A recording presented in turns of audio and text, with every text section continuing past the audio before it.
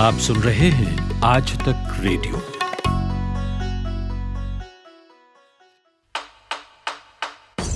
नायक और खलनायक, विद्वान और महारथी, कला के ऐसे सितारे जो अब भी आसमान में चमकते हैं, और ऐसी हस्तियां जो इतिहास में अमर हैं।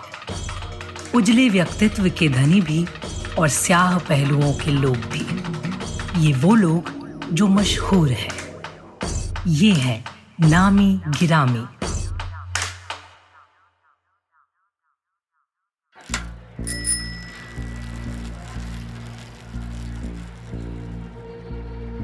सत्तर के दशक की बात है। पंजाब में एक जगह है रोपड़।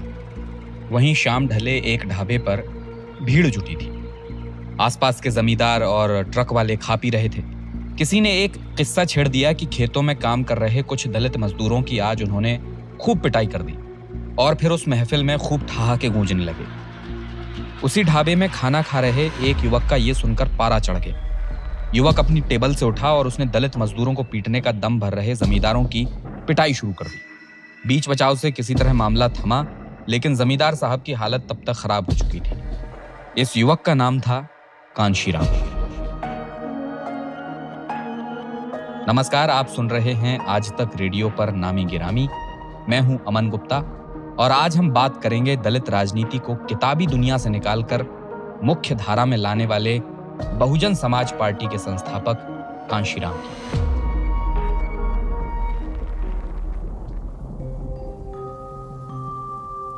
पंजाब के एक दलित परिवार में जन्मे कांशीराम 22 साल की उम्र में पुणे में डीआरडीओ के एक लैब में बतौर लैब असिस्टेंट काम करने लगे थे। यह साल था 1958 का। लेकिन नौकरी के दूसरे ही साल हुई एक घटना ने उनका जीवन दूसरी तरफ मोड़ दिया। कांशीराम के कुछ साथी कर्मचारियों को सस्पेंड कर दिया गया। उनके साथी मांग कर रहे थे कि अंबेडकर जयंती पर छुट्टी घोषित की जाए। साथी कर्मचारियों के सस्पेंशन ने कांशीराम पर गहरा असर किया, और उन्होंने नौकरी छोड़कर बना लिया अपना एक संगठन, जिसका नाम था वामसेफ। ये वो घटना थी जिसने सरकारी नौकर कांशीराम को नेता कांशीराम बना दिया था। जीबी पंत सामाजिक विज्ञान संस्थान में प्रोफेसर और कांशीराम की जीवनी के लेखक बद्री नारायण बताते हैं। वो पुणे में ऑर्डिनेंस फैक्ट्री, पुणे में काम करते थे एक फैक्ट्री में। वो ऑर्डिनेंस से रिलेटेड फैक्ट्री थी, और वहाँ एक दीना भाना नाम के कर्मचारी थे जिनके साथ कुछ वहाँ के प्रशासन ने अन्याय किया था। और वो अन्याय था क्योंकि वो एक दलित महापुरुष के जन्मदिन के समय छुट्टी चाहते थे। उसके लिए उन्होंने वहाँ पे आवाज उठाई थी, तो उसको लेकर के वहाँ का प्रशासन उनको तंग कर रहा था। तो कांशीराम जी ने उनको सपोर्ट किया, और उसी प्रोसेस में उन्होंने वहाँ पे प्रोटेस्ट किया। और उसी प्रोटेस्ट के बाद वो पॉलिटिक्स में आए। मैंने पॉलिटिक्स में पहले तो उन्होंने देखा कि ये बिना प्रोटेस्ट किए इस तरह की चीजों को मनवाना संभव नहीं है। तो प्रोटेस्ट के लिए फिर उन्होंने वहाँ पर अपने धीरे धीरे अपने साथियों को संगठित करना शुरू किया। फिर उसके बाद जॉब से रिजाइन करके पूरी तरह से आ गए वो दलितों को ऑर्गेनाइज करने में महाराष्ट्र में। और उस क्रम में वो आरपीआई के भी कांटेक्ट में आए। तमाम जो अम्बेडकरवादी वहाँ राजनीति चल रही थी उन सबों को देखा समझा। उसी प्रोसेस में फिर वामसेफ का गठन हुआ, और फिर उन्होंने धीरे धीरे आगे बढ़ाई। कांशीराम ने दलित हित के लिए किसी पुराने किताबी मुहावरे का प्रयोग नहीं किया। उनकी सोच थी कि दलितों के ऊपर हो रहे अन्याय या अत्याचार को रोकने के लिए किताबी ज्ञान नहीं, सत्ता की जरूरत है।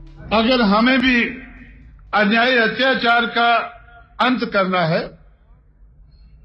अगर और कुछ नहीं चाहिए, सिर्फ इतनी ही चाहत है कि हमें अन्याय अत्याचार का अंत करना है, तो उसके लिए भी हमें हुक्मरान बनना जरूरी है। 1984 में बहुजन समाज पार्टी बनाकर कांशीराम चुनावी राजनीति में उतरे। कांशीराम कहते थे कि हम पहला चुनाव हारने, दूसरा हरवाने और तीसरा जीत के लिए लड़ेंगे। आज भी चुनावी राजनीति में यह जुमला खूब प्रचलित है, और ठीक यही हुआ भी। जिस मौके का वो इंतजार कर रहे थे वो आया 1993 में। राम मंदिर आंदोलन के इस दौर में कांशीराम और मुलायम का गठजोड़ हुआ। उन्होंने उत्तर प्रदेश विधानसभा चुनाव में बीजेपी को हरा दिया था। उस वक्त के नए नारों में एक नारा और जुड़ा, मिले मुलायम कांशीराम, हवा में उड़ गए जय श्री राम। 1993 का वो साल याद करते हुए कांशीराम के निजी सचिव रहे और बीएसपी के संस्थापक सदस्यों में से एक डॉक्टर रामाधीन बताते हैं, जब कांशीराम साहब वहां से लड़ रहे थे चुनाव, तैयारी करने के लिए हम आए हुए थे, इधर हमारे साथी थे, तो हम लोगों ने मिल करके रात को ये चर्चा हम लोग कर रहे थे, ये तो हम लोगों ने मिल करके ये तय किया कि जब तक यहाँ हकीकत में बहुजन नहीं होता है, बहुजन का नारा लगाने से क्या हो रहा है। तो यादव से हम नफरत करें, लोधी से नफरत करें, कुर्मी से नफरत करें, सारी जातियों से नफरत करें, तो अकेले क्या चमार से थोड़ी बहुजन बना जाता है। तो जब हमने मुलायम सिंह साहब कांशीराम जी को नजदीक करने की कोशिश की, गठबंधन के पहले ही चुनाव में यादव लोग, हम लोगों ने ये बात की कि आपको सामंतों ने मुलायम सिंह जी को नीचे कर दिया, तो क्या समझ रहे हो कि दोस्ती उनसे करने से आपकी बात बनेगी या कांशीराम साहब से बनेगी बात? आपकी बात सही है, होना चाहिए, तो होना चाहिए तो कैसे होगी? हमने कांशीराम साहब यहाँ से हम चुनाव अगर लड़ाएं, वो इधर से लड़ें, तो आप लोगों को सपोर्ट करना चाहिए, दोस्ती हो जाएगी। पूरे चुनाव भर कांशीराम जी और मुलायम सिंह जी नहीं मिले, लेकिन कांशीराम जी और मुलायम सिंह के लोग मिल गए। लोगों के मिलने से 3 में गठबंधन हो 93 में। हालांकि समाजवादी पार्टी और बहुजन समाज पार्टी का ये साथ बहुत लंबा नहीं चला। 1995 के चर्चित गेस्ट हाउस कांड के बाद बीएसपी ने सपा समर्थकों को गुंडा कहना शुरू कर दिया। सपा बसपा का साथ छूटा तो सरकार गिर गई। बीजेपी ने मौके का फायदा उठाया और उसी के सपोर्ट से 39 साल की मायावती प्रदेश की पहली दलित महिला मुख्यमंत्री बनी। कम समय में कांशीराम और बीएसपी के लिए ये लंबी छलांग थी। मायावती का मुख्यमंत्री बनना कांशीराम ही नहीं, लाखों करोड़ों दलितों के लिए एक बड़ा ख्वाब के साकार होने जैसा था। कांशीराम से मुलाकात के पहले मायावती यूपीएससी की तैयारी कर रही थी। उनकी प्रतिभा को देखकर कांशीराम काफी प्रभावित हुए और उन्हें पार्टी में साथ आने को कहा। मायावती और कांशीराम की मुलाकात का ये रोचक वाकया प्रोफेसर बद्री नारायण सुनाते हैं। एक जो कॉन्स्टिट्यूशन क्लब में, शायद मैंने देख किताब में एग्जैक्ट लिखा है जगह, जहाँ मीटिंग हो रही थी एक, और वो उस मीटिंग में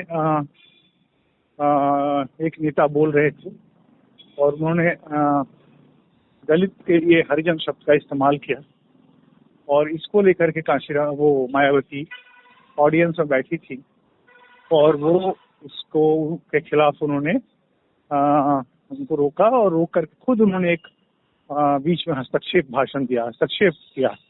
उस प्रोसेस में उन्होंने काफी फायरी स्पीच और अच्छे आर्गुमेंट रखे। ये बात कांशीराम जी को बहुत पसंद हो गई, छू गई, और उन्होंने फिर उनको अपने साथ जोड़ने का कोशिश किया। फिर उसको पहले उनको कन्विंस किया, फिर उनके घर वालों को कन्विंस किया, घर वाले कन्विंस करने की कोशिश की, घर वाले कन्विंस नहीं हुए। फिर मायावती ने प्रोटेस्ट किया अपने घर से भी, और फिर वो कांशीराम जी के आंदोलन में फुल टाइमर हो गई। हालांकि बीजेपी और बीएसपी का ये साथ भी बहुत समय के लिए नहीं था, लेकिन मायावती का मुख्यमंत्री बनना इस बात का गवाह था कि वो दलित सत्ता की वो चाबी बन चुकी हैं जिसका जिक्र कांशीराम ने बसपा की स्थापना के समय किया था। 2001 के चुनावों में अपने जीते जी कांशीराम ने मायावती को अपना उत्तराधिकारी घोषित कर दिया। कांशीराम ने इसके पीछे का कारण अपनी व्यस्तता को बताया था। काफी समय से मैं बहुत कम उत्तर प्रदेश में आ रहा हूं। खुशी की बात है कि मेरे इस गैर हाजिरी को कुमारी मायावती ने मुझे महसूस नहीं होने दिया। ये काम चलता रहना चाहिए, इसलिए मैंने जाने से पहले ही मायावती को अपना उत्तराधिकारी बनाया। बसपा कांशीराम के जीते जी कभी पूर्ण बहुमत लाकर सरकार नहीं बना सकी, लेकिन उनकी मौत के 1 साल बाद साल 2007 में वो नतीजे भी आए जब बीएसपी ने अपने दम पर सरकार बनाई। कांशीराम की सियासी जिंदगी में कुछ स्याह पहलू भी थे। आरोप लगते रहे कि वो हमेशा गठबंधन धर्म के खिलाफ जाकर अवसरवादी राजनीति करते हैं। अपने जीते जी कांशीराम ने इन सभी आरोपों का जवाब दिया था। मैं उनके भरोसे के लिए ये काम नहीं कर रहा हूं। मैं इस देश के दबे कुचले इंसान को, जिसकी संख्या 100 में से 25 है, इस देश का हुक्मरान बनाना चाहता हूँ। फैमिली मोटिव था आगे बढ़ने के लिए, और जो उस मौके के जो हालात थे, उन हालात को देखते हुए उस वक्त वो करना जरूरी समझा। कांशीराम के जीवन में कामयाबी नाकामयाबी आती जाती रही। कहा जाता है कि उन्हें एक बार राष्ट्रपति बनने का भी ऑफर मिला था, लेकिन इसे ठुकराने की वजह बड़ी दिलचस्प है। बद्री नारायण इस बारे में बताते हैं। नहीं, उनको कांग्रेस ने राष्ट्रपति बनाने का दिया था कि आप हमारे साथ आइए और हम लोग मिलके दलित मुक्ति की राजनीति करें और आप को राष्ट्रपति का पद हम ऑफर करते हैं। कांशीराम जी का कहना था कि भाई अगर हमें सत्ता में ही जाना होगा तो हम प्रधानमंत्री नहीं बनेंगे, राष्ट्रपति क्यों बनेंगे। तो मूल बात ये थी कि कांग्रेस के प्रस्ताव से सहमत नहीं थे, कांग्रेस के साथ वो काम नहीं करना चाहते थे। तो उन्होंने एक आर्गुमेंट, तो बहुत अच्छा सेंस ऑफ ह्यूमर था, तो उस सेंस ऑफ ह्यूमर में उन्होंने ये बात रखी। कांशीराम काफी गुस्सैल थे। वो अक्सर गुस्सा जाहिर कर भी देते थे। किताब महाराष्ट्र में दलित उत्थान में कांशीराम से जुड़े एक ऐसे ही किस्से का जिक्र आता है। हमारे सहयोगी सूरज से सुनिए। संगठन के शुरुआती दिनों की बात है। कांशीराम महाराष्ट्र के दौरे पर थे। उनसे किसी ने कहा कि यहाँ दलित सरकारी कर्मचारियों की तनख्वाह जानबूझकर रोकी जा रही है, परेशान किया जा रहा है। ये बात सुनना था कि कांशीराम कर्मचारियों के साथ अधिकारी के दफ्तर पहुंचे तो अधिकारी ने कहा कि अब तो तनख्वाह रोकने के साथ साथ केस भी दर्ज कराऊंगा। कांशीराम ने सवाल किया, क्या शिकायत करोगे? अधिकारी ने उत्तर दिया, सरकारी काम में बाधा डालने की। इतना सुनना था कि कांशीराम ने कहा, शिकायत में एक लाइन और जोड़ लेना कि हमने तुम्हें मारा भी है, और उसे एक थप्पड़ जड़ दिया और लौट गए। बाद में कांशीराम ने दिल्ली जाकर उस अधिकारी की शिकायत की और उसे सस्पेंड कराया। 90 के दशक तक कांशीराम की तबीयत बिगड़ने लगी थी। उन्हें शुगर के साथ ब्लड प्रेशर की भी समस्या थी। 1994 में उन्हें दिल का दौरा पड़ा। साल 2003 में उन्हें ब्रेन स्ट्रोक हो गया। लगातार खराब होती सेहत ने 2004 आते आते उन्हें सार्वजनिक जीवन से दूर धकेल दिया। इसी दौर में मायावती पर आरोप भी लगे कि उन्होंने कांशीराम को कैद करके रखा है। कहा जाता है कि उस दौर में मायावती कांशीराम को किसी से मिलने नहीं देती थी। आखिरकार 9 अक्टूबर 2006 को दिल का दौरा पड़ने से दलितों की राजनीतिक चेतना का मानवीय केंद्र कहे जाने वाले कांशीराम की मौत हो गई। कांशीराम की जीवन यात्रा से एक बात तो समझ आती है कि वो दृढ़ निश्चयी थे। अपने पहले संगठन की स्थापना के समय घर छोड़ने से पहले वो परिवार के लिए एक चिट्ठी छोड़कर गए थे। इसमें उन्होंने कहा था, अब कभी वापस नहीं लौटूंगा, और वे सच में नहीं लौटे। ना घर बसाया, ना कोई संपत्ति बनाई। परिवार के सदस्यों के मरने पर भी वे घर नहीं गए। परिजन कभी लेने आए तो उन्होंने जाने से इनकार कर दिया। संसार में ऐसे राजनीतिक व्यक्तित्व विरले ही हुए हैं जिन्होंने दलितों के संघर्ष को किताब से निकालकर जमीन पर ला दिया और फिर उसे आसमान तक ले गए, लेकिन खुद के लिए आरंभ से अंत तक शून्य को चुनते रहे।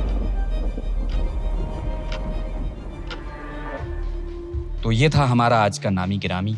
कैसा लगा आपको हमें बताइए ईमेल करके radio@aajtak.com पर। व्हाट्सएप भी कर सकते हैं, नंबर है 995333233303। इस पॉडकास्ट को प्रोड्यूस किया है हमारे साथी रोहित अनिल त्रिपाठी ने। साउंड मिक्सिंग की थी अमृत रेगी ने। अब मुझे यानी अमन गुप्ता को इजाजत दीजिए। अगले हफ्ते किसी और शख्सियत का सफरनामा लेकर नामी गिरामी में हाजिर होऊंगा। नमस्कार।